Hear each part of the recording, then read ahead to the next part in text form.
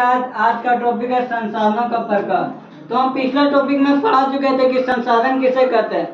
पर्यावरण में उपलब्ध प्रत्येक वस्तु क्या कहलाती है? संसाधन कहते हैं। जैसे घर, मकान, ईटा, सब क्या संसाधन जो हम अपने उपयोगी में ला सकते हैं उसे क्या कहते हैं? संसाधन कहते हैं। आज हम पढ़ेंगे संसाधन के प्रकार। तो संसाधनों के 4 प्रकार होते हैं। तो पहला जो उत्पत्ति के आधार पर, तो उत्पत्ति के आधार पर भी बांटा गया 2 प्रकार का, जैव और अजैव। तो जैव किसे कहते हैं? जिसमें जान होती है उसे क्या कहते हैं? जैव कहते हैं। जैसे मनुष्य, कुत्ता, बकरी इत्यादि क्या कहलाता है? जैव। और दूसरा अजैव, जिसमें जान है ही नहीं है उसमें क्या कहते हैं? अजैव। जैसे कुर्सी, टेबल इत्यादि। और फिर दूसरा संप्यता के आधार पर संसाधन कितने प्रकार के होते हैं?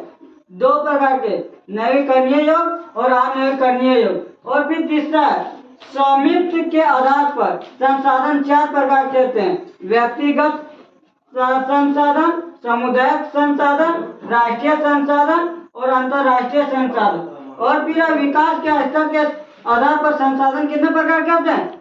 4 प्रकार के भी होते हैं।